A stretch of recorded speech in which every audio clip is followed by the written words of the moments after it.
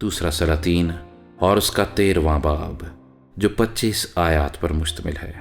اور شاہ یہودا اخزیہ کے بیٹے یواس کے 23ویں برس سے یاہو کا بیٹا یہوآخز سامریہ میں اسرائیل پر سلطنت کرنے لگا، اور اس نے 17 برس سلطنت کی، اور اس نے خداوند کی نظر میں بدی کی اور نبات کے بیٹے یربعام کے گناہوں کی پیروی کی، جن سے اس نے بنی اسرائیل سے گناہ کرایا۔ اس نے ان سے کنارہ نہ کیا، اور خداوند کا غصہ بنی اسرائیل پر بھڑکا، اور اس نے ان کو بار بار شاہ ارام حزائیل اور حزائیل کے بیٹے بن ہدد کے قابو میں کر دیا۔ اور یہوآخز خداوند کے حضور گڑ گڑایا، اور خداوند نے اس کی سنی، کیونکہ اس نے اسرائیل کی مظلومی کو دیکھا کہ ارام کا بادشاہ ان پر کیسا ظلم کرتا ہے، اور خداوند نے بنی اسرائیل کو ایک نجات دینے والا عنایت کیا۔ سو وہ ارامیوں کے ہاتھ سے نکل گئے، اور بنی اسرائیل پہلے کی طرح اپنے ڈیروں میں رہنے لگے۔ تو بھی انہوں نے یربعام کے گھرانے کے گناہوں سے، جن سے اس نے بنی اسرائیل سے گناہ کرایا، کنارہ کشی نہ کی، بلکہ انہی پر چلتے رہے۔ اور یسیرت بھی سامریہ میں رہی، اور اس نے یہوآخز کے لیے لوگوں میں سے صرف 50 سوار اور 10 رتھ اور 10,000 پیادے چھوڑے، اس لیے کہ ارام کے بادشاہ نے ان کو تباہ کر ڈالا اور روند روند کر خاک کی مانند کر دیا۔ اور یہوآخز کے باقی کام اور سب کچھ جو اس نے کیا اور اس کی قوت، سو کیا وہ اسرائیل کے بادشاہوں کی تواریخ کی کتاب میں قلم بند نہیں؟ اور یہوآخز اپنے باپ دادا کے ساتھ سو گیا، اور انہوں نے اسے سامریہ میں دفن کیا، اور اس کا بیٹا یواس اس کی جگہ بادشاہ ہوا۔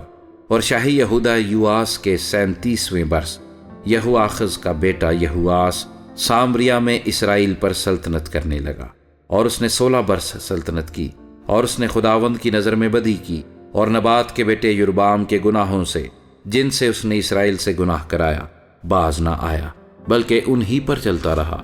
اور یواس کے باقی کام اور سب کچھ جو اس نے کیا، اور اس کی قوت جس سے وہ شاہ یہودا امسیہ سے لڑا، سو کیا وہ اسرائیل کے بادشاہوں کی تواریخ کی کتاب میں قلم بند نہیں؟ اور یواس اپنے باپ دادا کے ساتھ سو گیا، اور یربعام اس کے تخت پر بیٹھا، اور یواس سامریہ میں اسرائیل کے بادشاہوں کے ساتھ دفن ہوا۔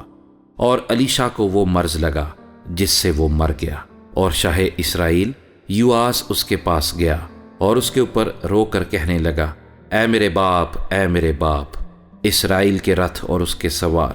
اور الیشا نے اس سے کہا، تیر و کمان لے لے۔ سو اس نے اپنے لیے تیر و کمان لے لیا۔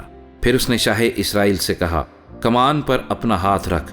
سو اس نے اپنا ہاتھ اس پر رکھا، اور الیشا نے بادشاہ کے ہاتھوں پر اپنے ہاتھ رکھے، اور کہا، مشرق کی طرف کی کھڑکی کھول۔ سو اس نے اسے کھولا۔ تب الیشا نے کہا کہ تیر چلا۔ سو اس نے چلایا۔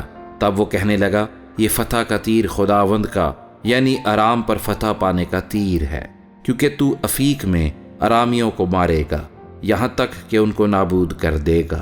پھر اس نے کہا، تیروں کو لے۔ سو اس نے ان کو لیا۔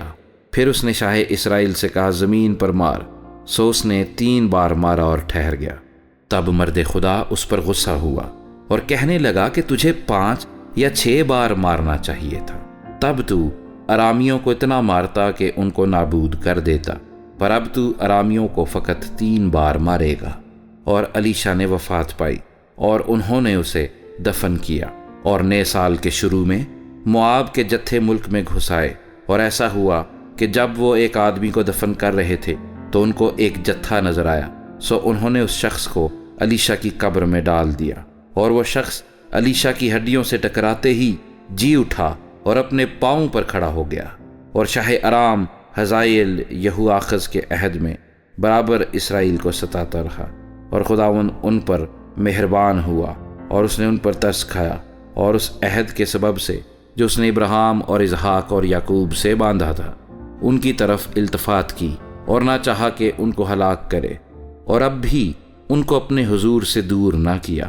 اور شاہ ارام حزائیل مر گیا، اور اس کا بیٹا بن ہدد اس کی جگہ بادشاہ ہوا۔ اور یہوآخز کے بیٹے یہواس نے حزائیل کے بیٹے بن ہدد کے ہاتھ سے وہ شہر چھین لیے جو اس نے اس کے باپ یہوآخز کے ہاتھ سے جنگ کر کے لے لیے تھے۔ 3 بار یواس نے اسے شکست دی، اور اسرائیل کے شہروں کو واپس لے لیا۔